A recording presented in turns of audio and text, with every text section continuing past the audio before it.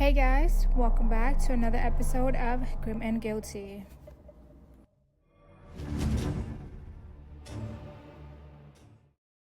Hope everyone is doing well. I wanted to let you guys know that I kind of want to try doing things a little bit differently. I'm going to try it for the next couple of weeks and see how it goes. I normally do 2 stories per episode, and I will be now doing 1 story per episode. I have a lot going on, and I kind of want to focus all my attention on one thing than trying to rush the stories. So we're going to be doing that from now on to see how it works. And if I'm not happy with it, then we'll go back to the regular way that I was doing it. Thank you guys for joining me. So let's get on and let's do the story. Some cases haunt you because there's almost no evidence. Others haunt you because there is so much evidence and still no clear answers. Today's case is one of those. 17-year-old Alissa Turney vanished from Phoenix, Arizona in 2001. What followed was not just a missing persons investigation. It became a story filled with disturbing family allegations, shifting stories, secret recordings, explosives, and a sister who refused to stop asking questions. This is the story of Alissa Turney. Alissa Marie Turney was born on April 3, 1984, in Phoenix, Arizona. Her biological parents were Barbara Farner and Stephen Stram. When Alissa was still very young, her parents separated. Barbara later married a man named Michael Turney. Michael had 3 children from a previous relationship. After the marriage, he legally adopted Alissa and her older brother John. Barbara and Michael also had a daughter together, Sarah. That meant 6 children living under one roof. Michael Turney had a background in law enforcement and later worked as an electrician. From the outside, he appeared to be a strict but responsible father. But according to later statements from family members, life inside the Turney home was tense and controlling. When Alissa was 9 years old, her mother, Barbara, died from cancer. After that, Michael became the sole parent of all 6 children. For many people familiar with this case, this is seen as a major turning point. With Barbara gone, there was no longer another adult in the home to challenge Michael's authority. Years later, Sarah Turney would speak publicly about disturbing concerns inside the home. According to Sarah, Alissa had accused Michael of inappropriate and abusive behavior when she was still a child. Sarah had said that their mother took both girls to the doctor before her death because she suspected possible sexual abuse. This is a detail that often gets overlooked because it kind of suggests that concerns existed while Barbara was still alive. Years later, Sarah found an old video footage in which Alissa can be heard calling Michael a pervert. For Sarah, this was chilling confirmation that something was deeply wrong. None of these allegations were ever prosecuted while Alissa was alive. By 2001, Alissa was 17 years old. She was a junior at Paradise Valley High School. Most of her older siblings had already moved out. Only Alissa, Michael, and Sarah were still living at home. Alissa had a job at Jack in the Box. She had a boyfriend, she had friends, plans, a normal teenage life. People who knew her described her as social and connected. She was not someone who had talked about running away.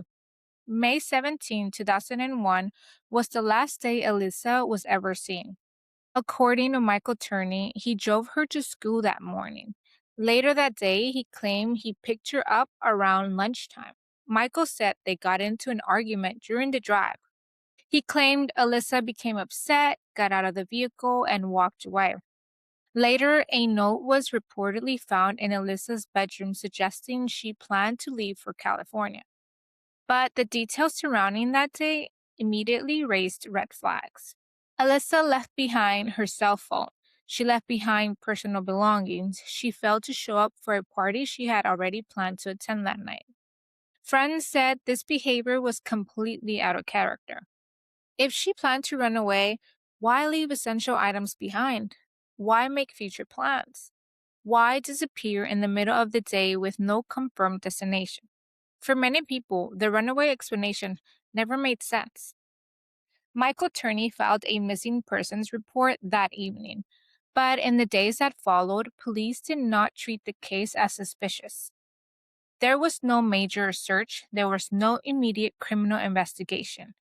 The case was largely viewed as a possible runaway situation. For Sarah, who was only 12 years old, this meant growing up in a home where her sister had vanished and where few answers were being given. As the years passed, Michael Turney began making unusual claims. In 2008, he told authorities that Alissa had been murdered by two men connected to a labor union. He claimed her body had been buried in a remote area in California. These claims were never supported by evidence. Around the time, a man in prison briefly claimed he had killed Alissa. He later admitted that he may have confused her with another victim. Once again, no physical evidence tied anyone else to her disappearance. In 2008, Alissa's case was officially reopened. What investigators found during this time shocked everyone. During a search of the Turney home, authorities discovered more than 24 homemade explosive devices, multiple firearms, homemade silencers, large quantities of gasoline, and written materials outlining plans for violent attacks on a union building in Phoenix. Michael Turney was arrested not for Alyssa's disappearance, but for weapons and explosives charges. He was later sentenced to prison and served nearly 10 years. Around this time, investigators told Sarah privately that her father was now considered their main suspect in Alyssa's disappearance. This was a devastating revelation. For years, Sarah had lived in the same home as the man police now believed may be responsible.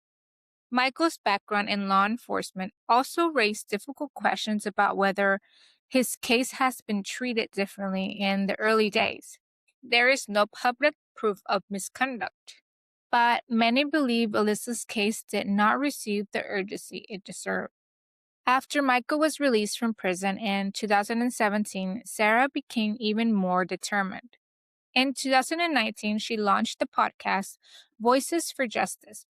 Through the podcast, Sarah shared Alyssa's story, examined police records, and pushed for accountability. She brought national attention back to the case. For Sarah, this was no longer just about grief. It was about making sure Alissa was not forgotten. In August 2020, Michael Turney was arrested and charged with second-degree murder in Alyssa's case. For many, it felt like a major step toward justice. But prosecutors faced a serious problem. There was still no body. There was still no direct physical evidence. In July 2023, the charges were dismissed. Prosecutors stated that they did not have enough evidence to move forward with a trial. Legally, Michael Turney walked free. As of today, Alissa Turney's body has never been found. No one has been convicted in connection with her disappearance. The case remains officially unsolved. Michael Turney has not been convicted of her murder. Sarah Turney continues to advocate publicly for her sister. For many, this is one of the most frustrating aspects of the case. So many red flags, so many disturbing details, and still, no final answers. Cases like this don't end when the episode does. They end when someone finally speaks. This has been Grim and Guilty, keeping names remembered and stories alive.